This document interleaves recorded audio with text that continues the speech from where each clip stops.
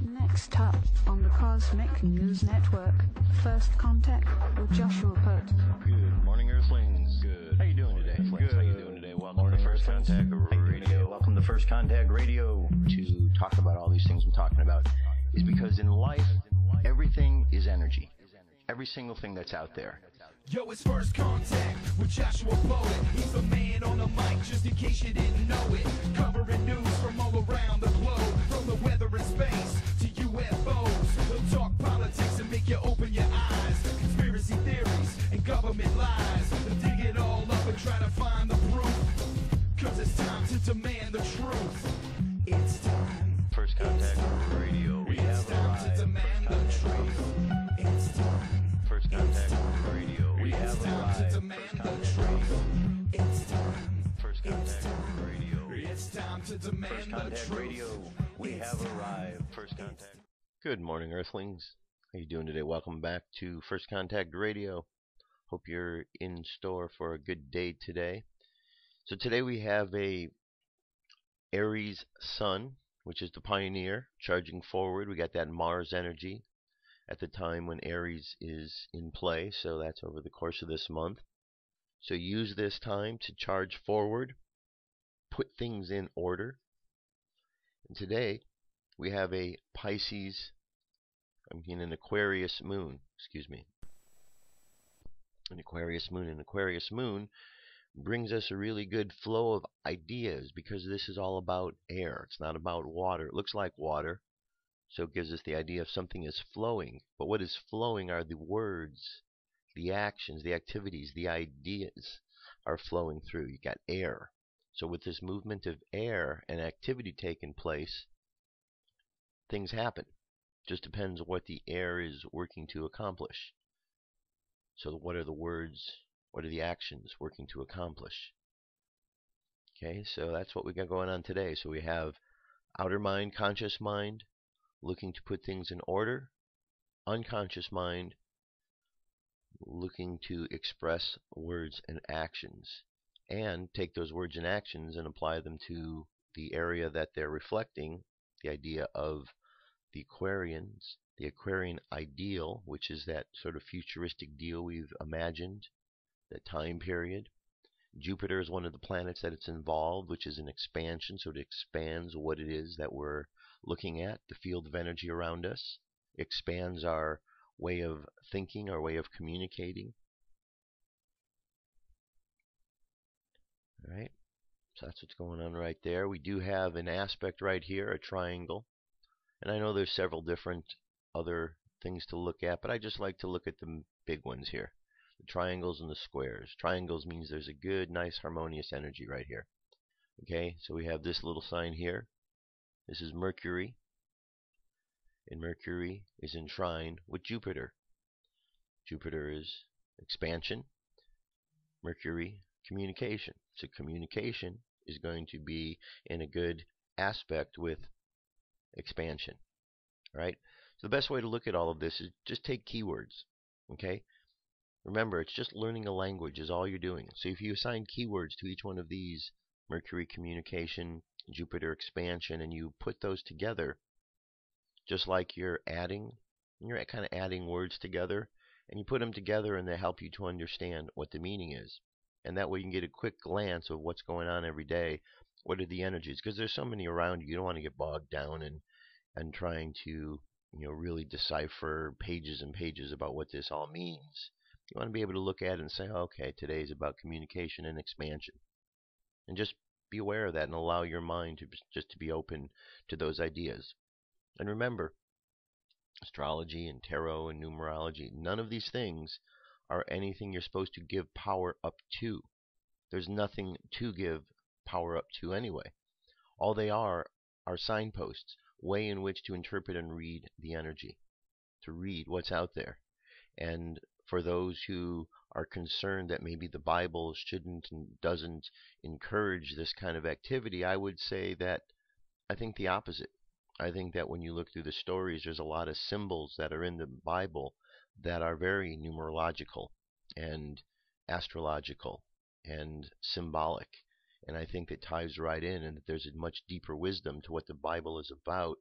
and that all of these symbols are very important. Remember, they're just tools. Astrology is a tool. Tool first and foremost. Everything comes from Great Spirit, comes from God. So people say it's the devil's tool. No, it's not. God made it before the devil got there.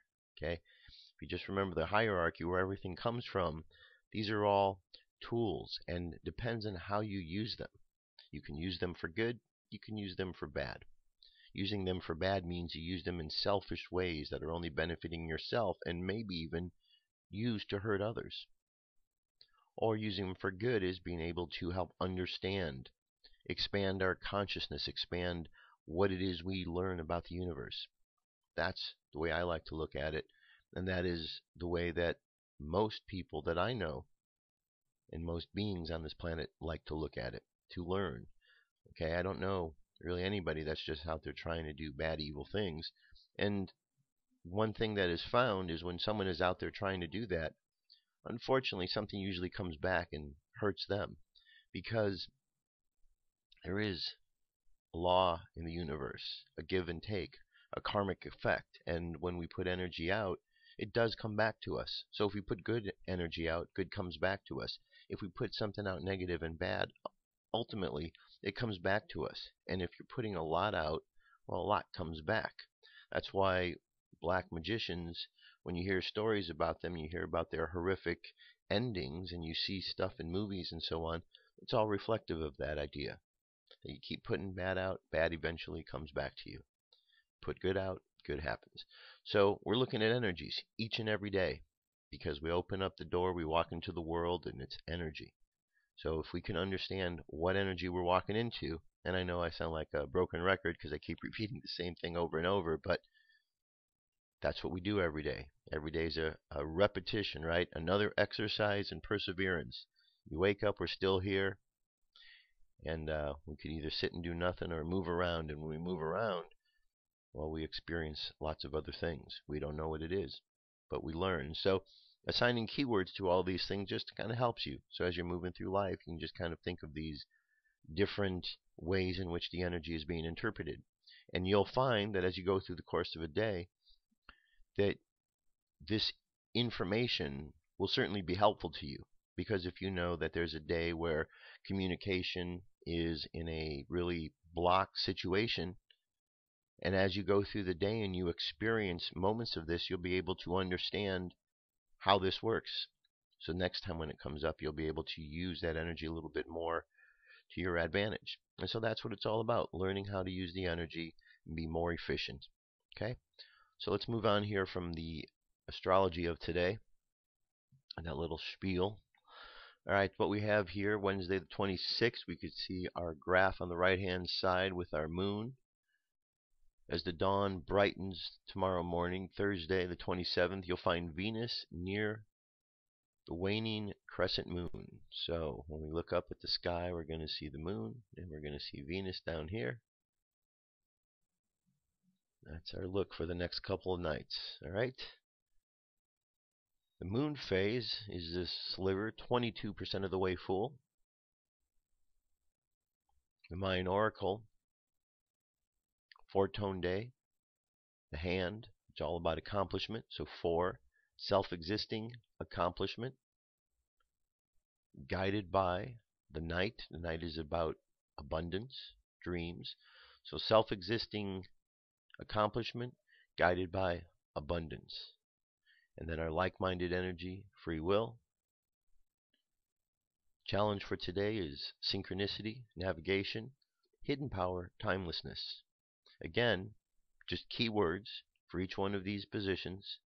We just plug the keywords in to help understand what it means. The phrase that defines these keywords here is this one here. I define in order to know. Define comes from the 4. 4 define. So I define in order to know, measuring, healing. The hand heals, the hand accomplishes. So I define in order to know, measuring, healing. I seal the store of accomplishment with the self-existing tone of form. I am guided by the power of abundance. All right, and just another way of looking at energy, and this is the theme of the seed for these 13 period right here, these 13 days. And it's just another way that energy was organized and looked at to be understood. And here is the Zolkin, which is a pattern that's gone over and over and over, and according to this system right here, so we're at in this column, so we've got these 10 intense days in a row. We're just getting started with them. Okay, these are the days. Today's the second day of it, and then we've got 8 more. And all it is days when there's the energy kind of gets a little bit more intense. They're called galactic activation portal days. And if you pay attention and you look at those times and you just kind of make a mental note, you'll find that when these days arrive, there is something to it. There does seem to be some activity that, maybe your mind is just finding a confirmation of it, or maybe there's something out there that's really there and that you're just picking up on where it is. Either way, there's something to this that information-wise does help you understand a bit more of what's going on. And then we get over to the spaceweather.com. Today the solar wind is at 386.2 kilometers per second. Planetary K-index is 2 to 4, so we have a little bit of unsettled activity going on, probably due to the wind we had coming off, or the CME that hit yesterday and today that we're feeling the effect of. We hit a couple over the weekend, I believe. M-class flare possibility is down to 35, so that's dropped down 10%. X-class 1 and our geomagnetic storm activities dropped pretty low as well. So everything looks like it's tapering off activity-wise up there. And our numerology for today is number 9. Number 9. Number 9. Okay, number 9s are helpful, compassionate, aristocratic, sophisticated. 9s can end up being egocentric, arrogant, self-pitying. So here we have the way we got to the 9. We got March is 3, 26, 2 plus 6 is 8, and then of course the day, or the year, 2014 is a 7. So 7 plus 8 is 15, plus 3 more is 18. 1 plus 8 equals 9. So today would be a 9. That would be the tarot card of the Hermit right here. Okay, Hermit is card number 9. Number 9 is the last single number, so it implies that these number patterns have taken a journey. They've gone from the 0 all the way through, and now it's at the last single number. So that means the next place it's going to go, where it becomes a 10, it's going to double in power. It's going to go to the next level. So there's one signification there, that the 9s have gone a great journey, that they've learned a lot. So there's wisdom implied in this idea. Okay. Now when you go to the next level, what is the first number you encounter? 1 and 0. 1, a new beginning. 0, which is the number that is at the beginning, but it could also be at the end. It ties things together, and it represents that superconscious energy. So you start over again with 1, beginning, conscious mind focus. Focusing what? 0, the superconscious energy. And that's what we're doing. We move to the next, and you just look at it that way. So the Hermit, the ideas implied within here are the ideas of shining the lantern high, because the Hermit has gone this journey, gone those 8 steps, and now is at the 9th position of learning. And that position has taught the Hermit that the greatest thing that one can do is to be able to learn and then go and take and share that wisdom with the world, to communicate with the world what it is they learned. And so the lantern here that's being held high represents that. The light is shining, the yellow light, the wisdom is shining bright for others to see, and the Hermit is holding that up. Okay? So this signifies what we all are about. We are all teachers. We are all those who are here to assist with life. And as we learn and we share with others, we pass on this wisdom. We share with them the light of our information. And that light brightens up the planet and takes away the darkness. Okay? So there you have it. That's where we're at. To get started today, UFO News is up. Let's get to it.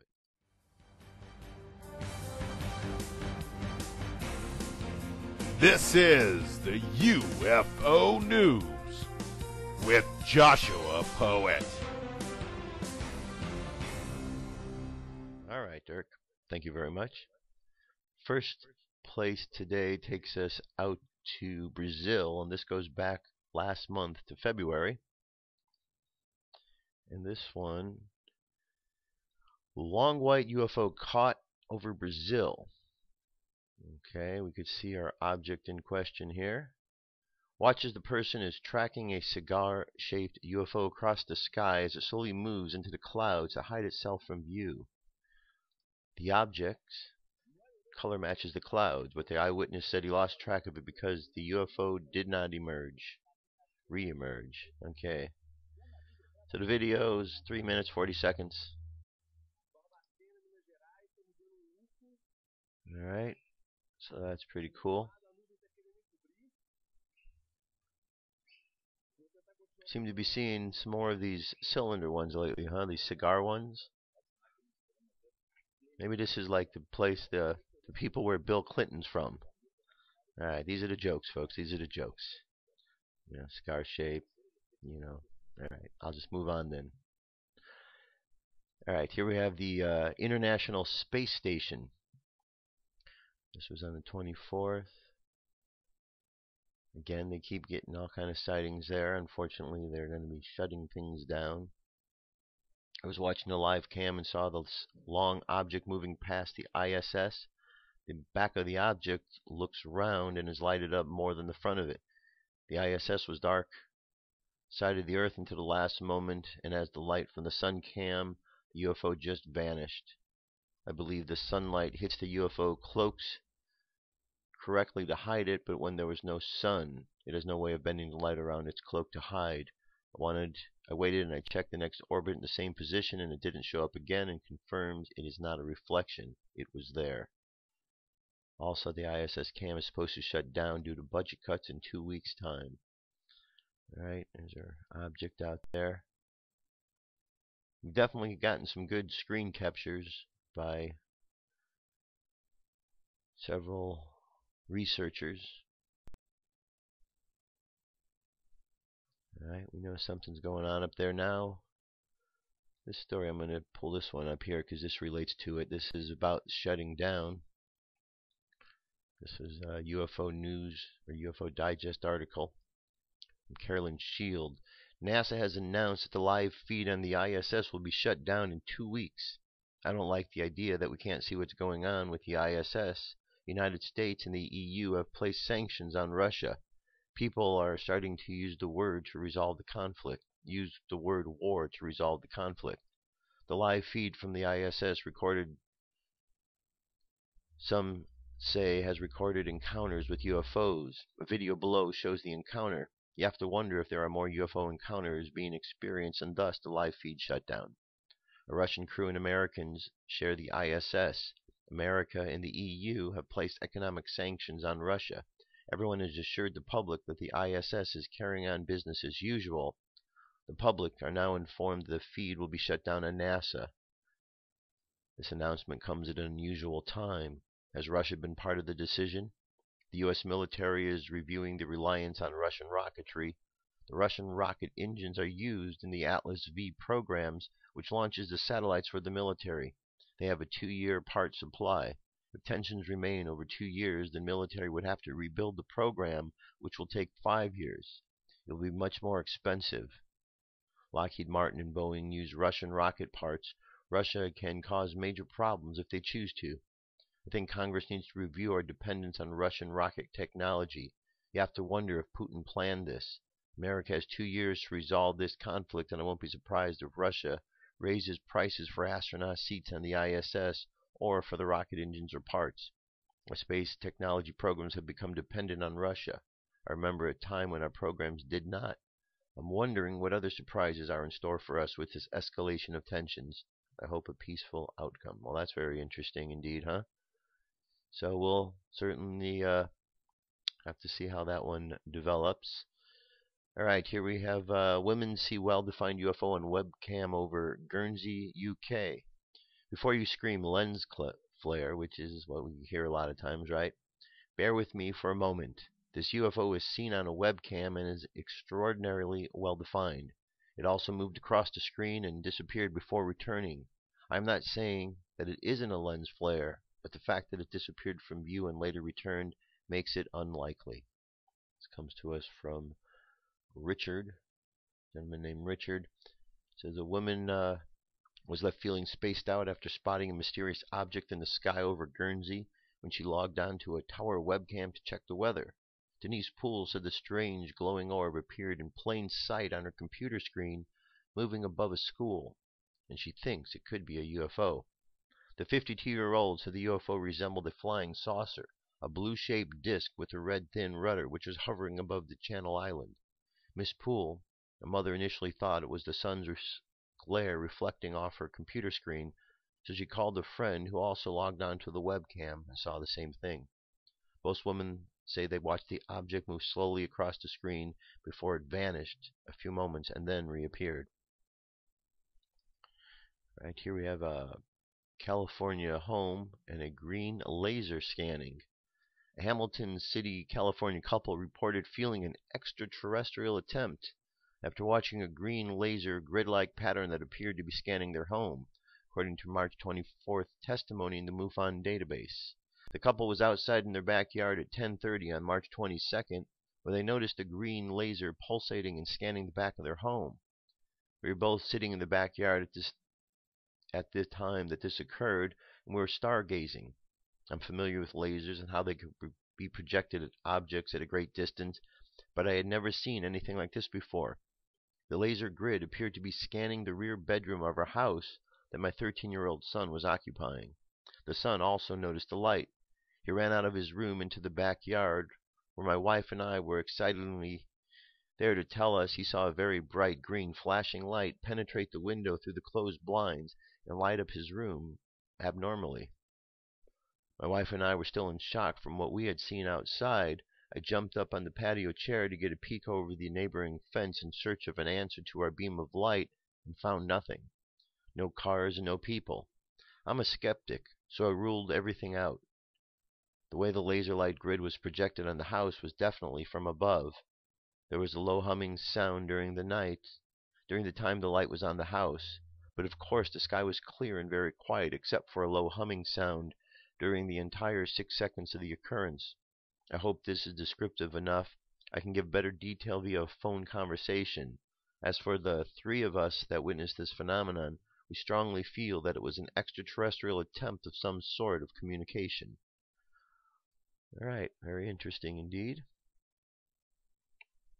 And one more. This is has to do with John Lennon's sighting. Remember that one? And he even talks about it in a song.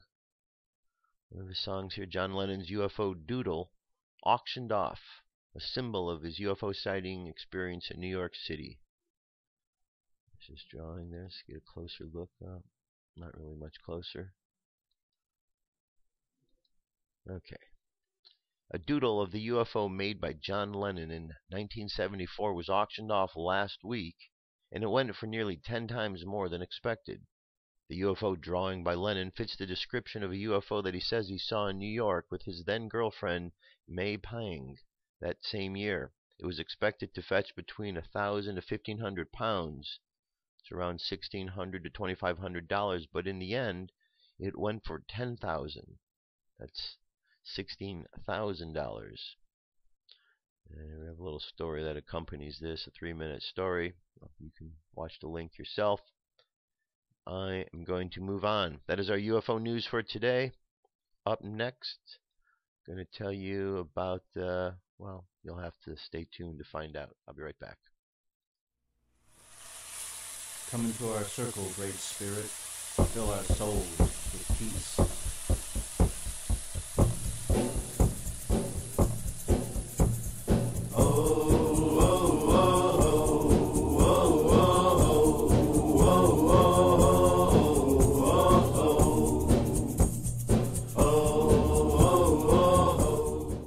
Let's continue on.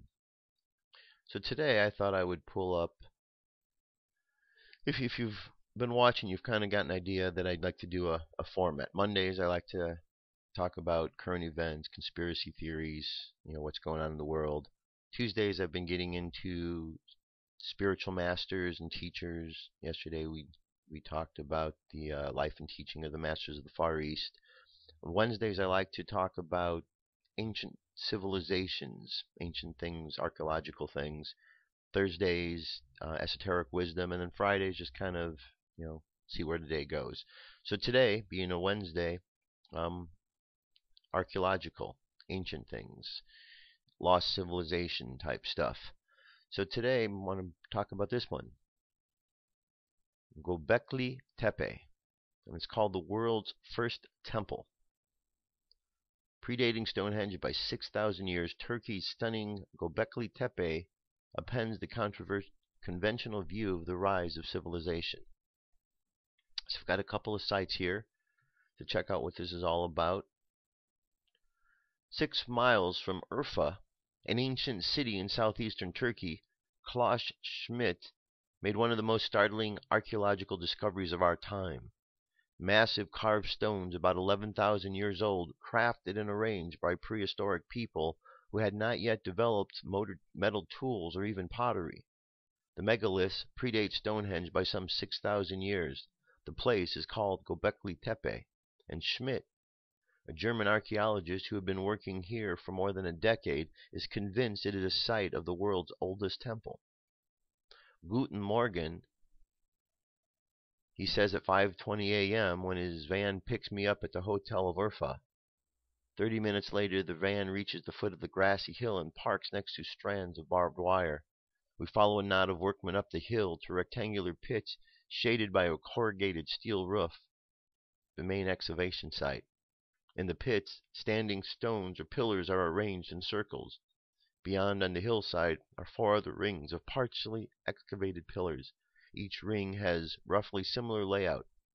In the center are 2 large stone T-shaped pillars encircled by slightly smaller stones facing inward. The tallest pillar tower, 16 feet, and Schmidt says weighs between 7 to 10 tons. As we walk among them, I see that some are blank, while others are elaborately carved. Foxes, lions, scorpions, and sculptures abound, twisting and crawling on the pillars' broad sides. Schmidt points out the great stone rings, one of them 65 feet across. This is the first human-built holy place, he says. From the perch 1,000 feet above the valley, we can see to the horizon in nearly every direction. Schmidt, 53, asked me to imagine what the landscape would have looked like 11,000 years before centuries of intense farming and settlement turned it into a nearly featureless brown expanse it is today. Prehistoric people would have gazed upon herds of gazelle and other wild animals, gently flowing rivers which attracted migrating geese and ducks, fruit and nut trees, and rippling fields of wild barley and wild wheat varieties such as emir and eichhorn. The area was like a paradise, said Schmidt, a member of the German Archaeological Institute. Indeed, Gobekli Tepe sits at the northern edge of the Fertile Crescent, an arc of mild climate and arable land from the Persian Gulf to present-day Lebanon, Israel, Jordan, and Egypt, and would have attracted hunter-gatherers from Africa and Levant, and partly because Schmidt has found no evidence that people permanently resided on the summit of Gobekli Tepe, he believes this was a place of worship on an unprecedented scale, humanity's first cathedral on a hill. With the sun higher in the sky, Schmidt ties a white scarf around his balding head, turban style, and deftly picks his way down the hill among the relics. In rapid-fire German, he explains that he has mapped the entire summit using ground-penetrating radar and geomagnetic surveys, charting where at least 16 other megalithic rings remain buried across 22 acres. The 1-acre excavation covers less than 5% of the site. He says archaeologists could dig here for another 50 years and barely scratch the surface. Gobekli Tepe was first examined and dismissed by University of Chicago and Istanbul University anthropologists in the 60s. As part of a sweeping survey of the region, they visited the hill, saw some broken slabs of limestone, and assumed the mound was nothing more than an abandoned medieval cemetery. But in 1994, Schmidt was working on his own survey of prehistoric sites in the region, and after reading a brief mention of the stone littered hilltop in the University of Chicago researchers' papers, he decided to go there for himself. From the moment he first saw it, he knew the place was extraordinary. Unlike the stark plateaus near Gobekli Tepe, the name means belly hill in Turkish. It has a gently roundish hilltop that rises 50 feet above the surrounding landscape. To Schmidt's eye, the shape stood out. Only man could have created something like this, he said. It was clear right away that it was a gigantic Stone Age site. The broken pieces of limestone that earlier surveyors had mistaken for gravestones suddenly took on a different meaning. All right, so very interesting. Okay, let me go to some other information on the same thing, and here's some pictures so you can see what this is like. It says, welcome to the presentation of the world's first temple. It's amazing what was created then. Prehistoric site about 15 kilometers away from the city of Şanlıurfa. It's in southeastern Turkey. What makes Gobekli Tepe unique in its class is the date it was built, which is roughly 12,000 years ago, or 10,000 BC. So this goes back to the time that we know of Atlantis. Archaeologically categorized as a site of the pre-pottery Neolithic period, Gobekli Tepe is a series of many circular and oval-shaped structures set on the top of a hill. Excavation began in 1995 by Professor Klaus Schmidt with the help of the German Archaeological Institute. There is archaeological proof that these installations were not used for domestic use, but predominantly for ritual or religious purposes. There are some of the descriptions that were mentioned before. We got a bull. There's some other kind of animals here, it looks like. Foxes, snakes, wild boars, ducks. Most of these are carved into flat surfaces in these pillars. Here we have something here. It's like a lizard or something. Unique method used for the preservation of Gobekli Tepe has really been the key to the survival of the amazing site. Whoever built this magnificent monument made sure of its survival thousands of years by simply backfilling the various sites and burying them deep under by using an incredible amount of material, and all these led to excellent preservation.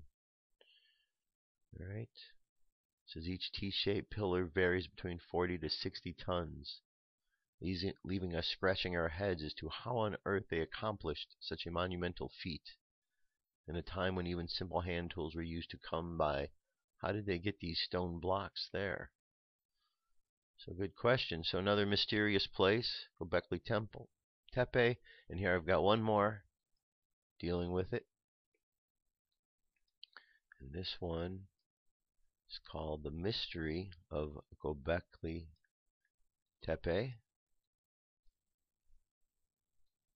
Alright, it says about 11,000 years ago in a remote corner of this cradle of civilization, Stone Age people who lacked cities, agriculture, and metal tools built an enormous complex of multi-ton stone pillars called Gobekli Tepe, Potbelly Hill, in the region of modern-day Turkey. The high degree of artistic skill and organization wherewithal discovered at the site has caused the field of archaeology to question one of the most basic theories. Alright, there it is again. It's pretty cool. Pretty cool. Although the archaeologists had been aware that there were old limestone slabs on the innocuous hill since the 60s, the remnants had been dismissed as the broken gravestones of a medieval cemetery, and the site was essentially ignored for decades. That's when Klaus came along. Klaus Schmidt, 1994. Says one of the many discoveries made of the site, perhaps the most intriguing, is that the builders likely did not live in settlements, but rather were hunters and gatherers. This is remarkable because heretofore most experts espoused the Neolithic revolution. This theory held that in order to build monumental structures, a society needed to have the organization and resources that only comes about through agriculture and settlement. The evidence found at Gobekli Tepe appears to be strong enough to overcome what had until recently been conventional archaeological wisdom. First, unlike its landscape today, 11,000 years ago, talks about how it was a paradise. Alright, so Gobekli Tepe. This certainly ties into a lot of the ancient astronaut and theories that we've heard about in the stories and the wisdom, and this goes back to the Atlantean time period. So it's pretty cool what we're finding on Earth, what's being uncovered. And I know that we've all been around this planet, so there are many who remember the times that they maybe lived in these locations. So that's what's kind of cool. Someone once told me, when I was going to the Builders of the Adytum, I go to their Sunday services. They have a nice service that's all about Kabbalah, Tarot, and just the spiritual hierarchies. A very nice service. And one of the ministers I was talking with, and he said, "You never know who you're standing next to."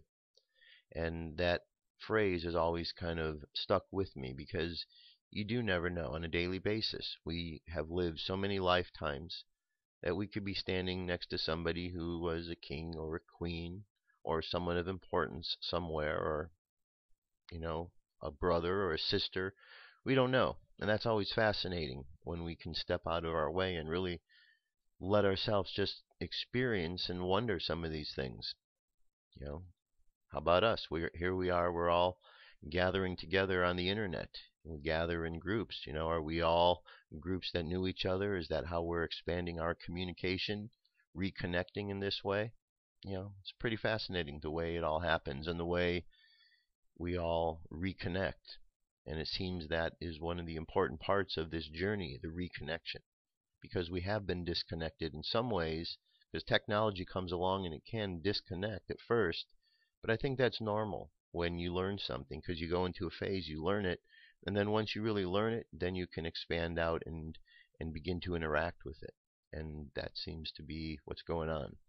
We just try to rush ourselves too much, thinking that we have to do it all at once, and maybe we don't have to. Now, remember the other day I put out a link to a page that was about free energy. Well, this seems to be along the same lines there. QEG Open Sourced plans to produce the quantum energy generator, an over Unity 0-point free energy device.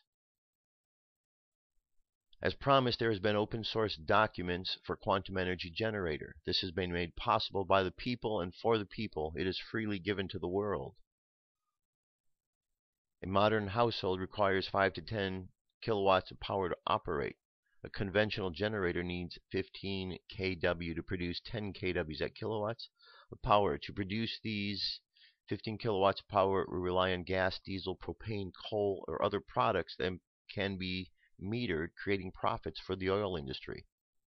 130 years ago, Nikola Tesla invented and patented an energy generator. This is a resonance machine that only needs 1 kilowatt of power to produce 10 kilowatts of output power. His patents are now in the public domain. The World Organization has reproduced Tesla's design with a few modern twists to generate the same results. Our quantum energy generator provides 10 kilowatts of power outlet for less than 1 kilowatt input, which it supplies to itself.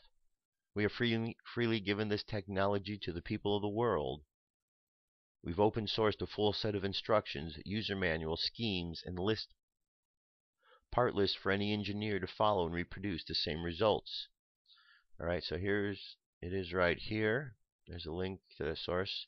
But I also put up for you here a direct PDF link to it as well. There's the generator. That's what it looks like. And the quantum electric generator, QEG, is an adaptation of one of Nikola Tesla's many patented electrical generator dynamo alternator designs. The particular patent referenced is number 511916, titled simply Electric Generator, dated January 2nd, 1894, The adaptation is a conversion from a linear system to a rotary system.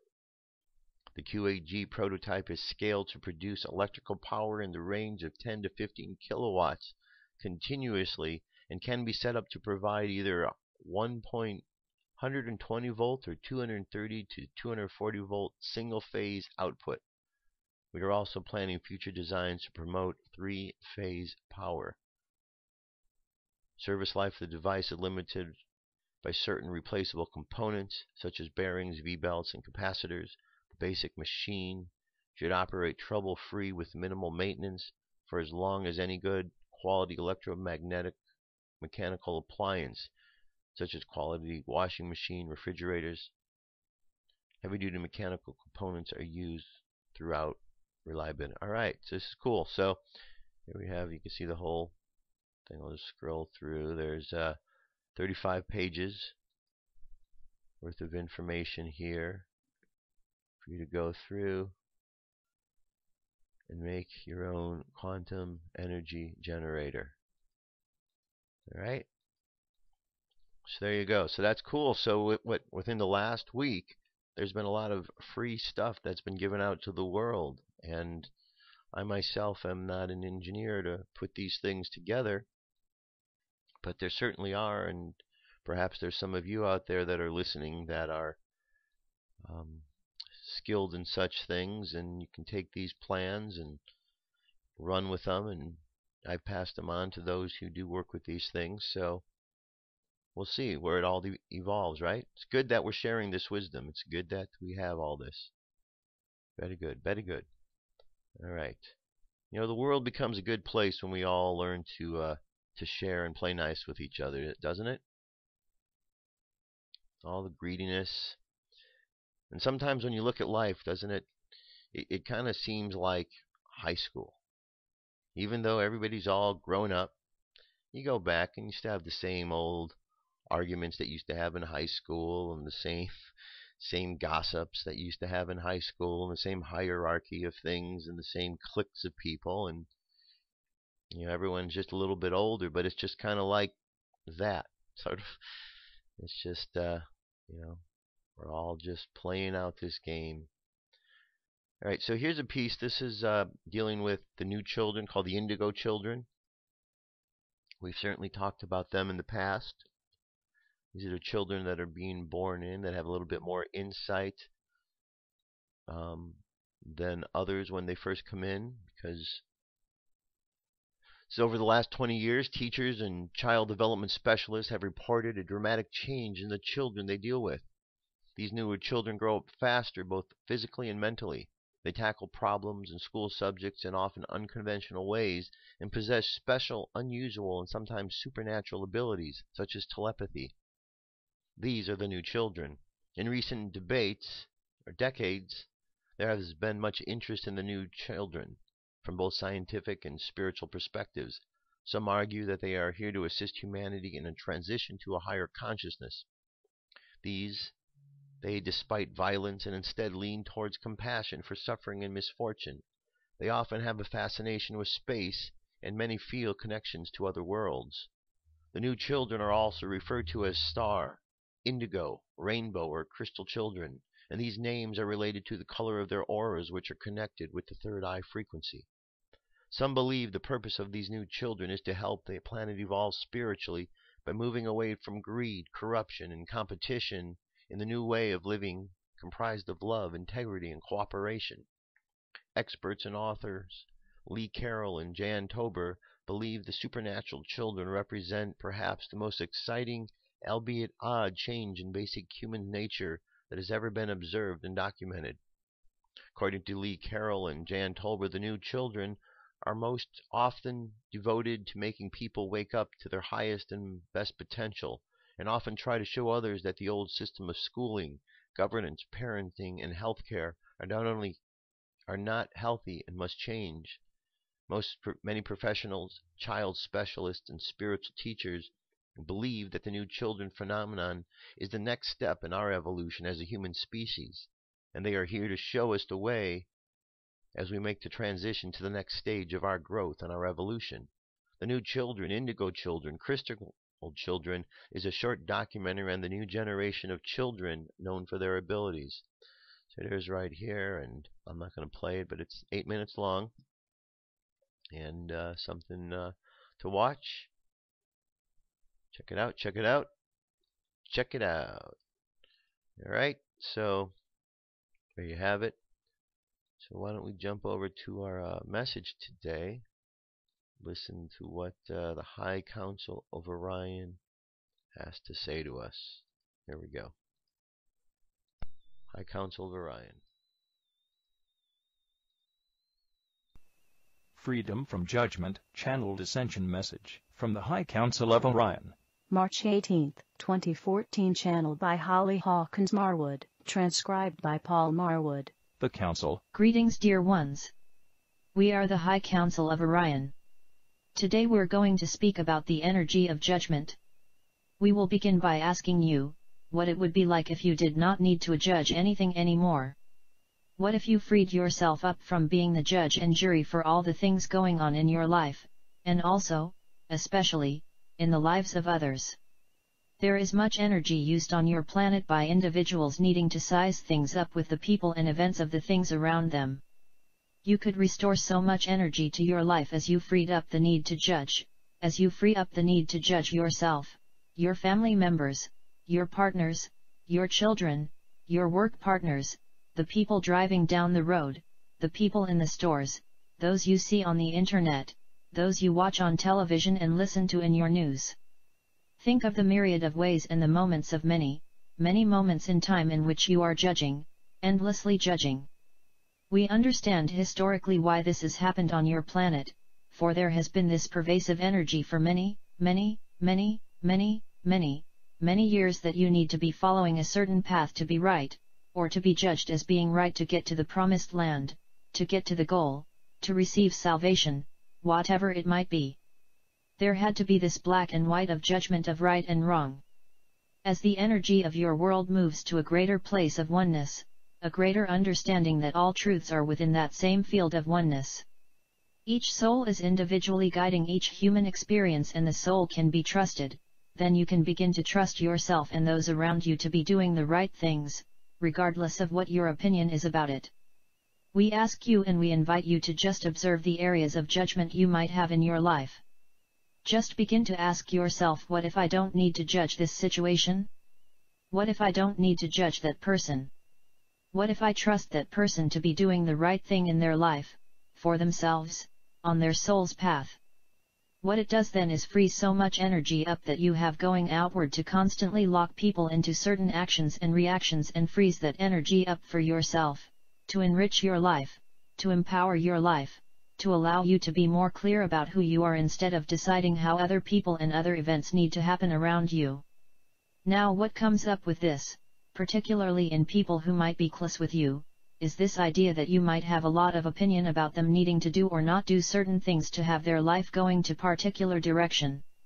It could easily be said, well, if I don't judge them and if I don't guide them they may not go on the right path, or I don't agree with what they're doing and if I don't try and change them then I'm in a sense, approving of what they do. We're not inviting you into that place. What we're inviting you into is the place of, do you need to be the judge and the jury?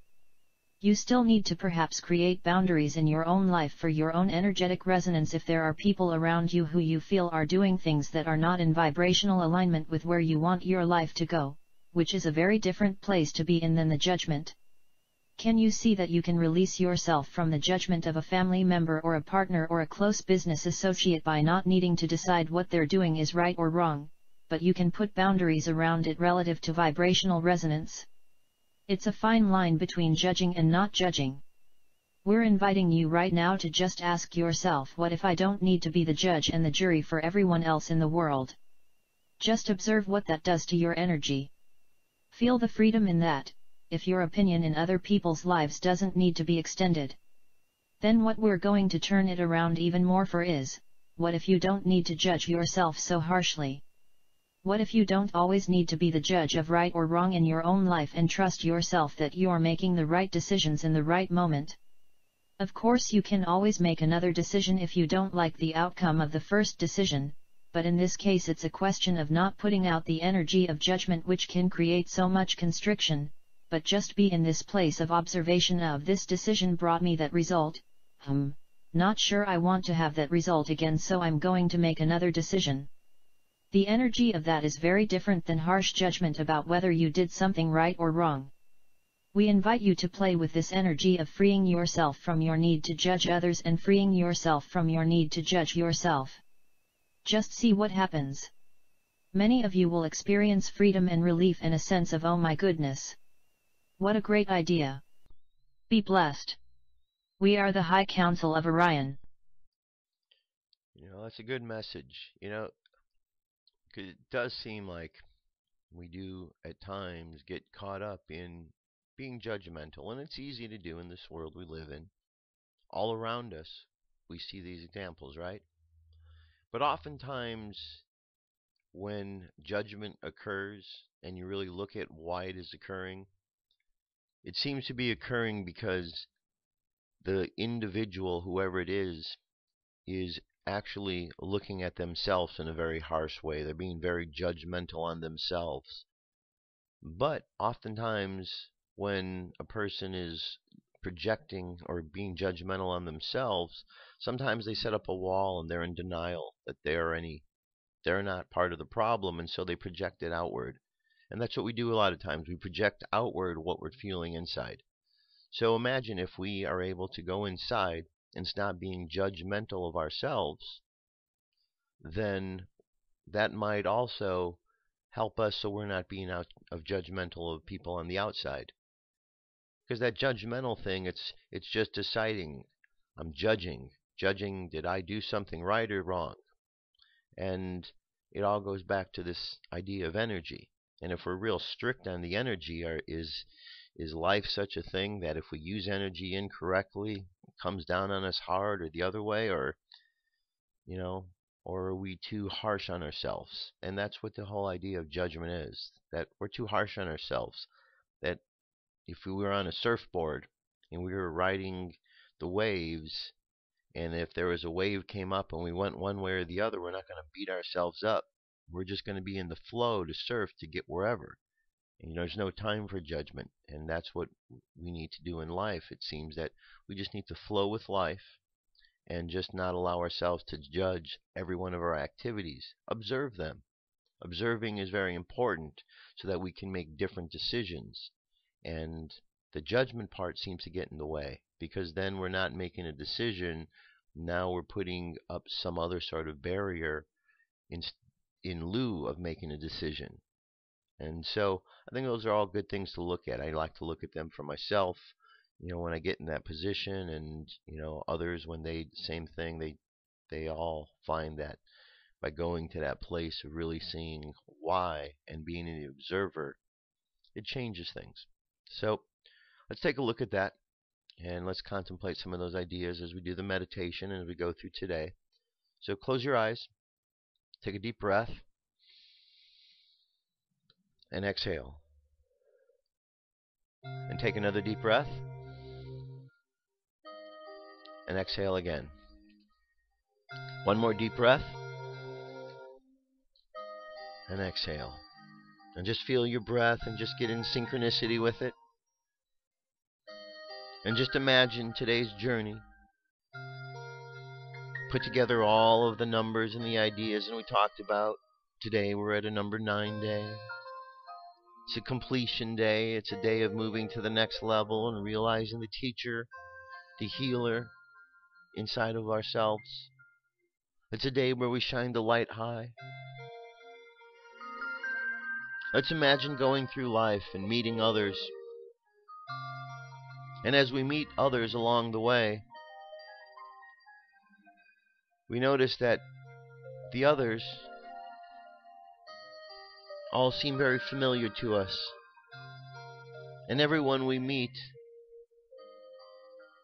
seems more and more familiar. And as we contemplate why this is, we realize that everyone we meet is simply a reflection of an aspect of ourselves. And there are so many aspects to who we are that we meet many different types of people. And as we realize that others we meet are reflections of ourselves, we realize that as we are able to make peace with ourselves, we also make peace with the reflections around us. For they reflect what is inside. And as we look at life and we let go of the judgments we have, we find that this frees up our energy to be more effective. So imagine yourself letting go of judgments you have. Imagine yourself just observing life, observing your life today, where you go, what you do, observing the energies of the day, the energies around you, the energies of those you meet. And whenever a moment comes up where you would normally go into judgment, just allow yourself to remain the observer.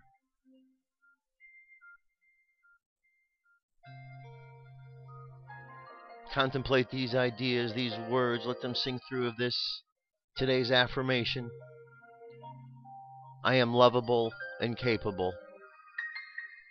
I am lovable and capable. And just think about the lovableness that you are. And as you let go of any judgments you have about yourself, or any imperfections you may have, or any labels others may put on you, you find yourself freed up to be the lovable you that you are.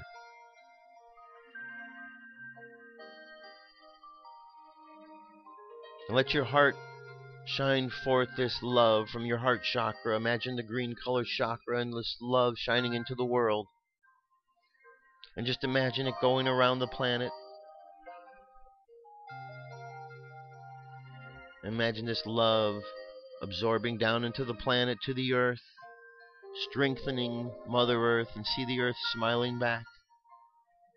And then imagine sending this love up into the cosmos. And all the space brothers and space sisters up there, feeling this love and knowing that we are all in synchronicity together.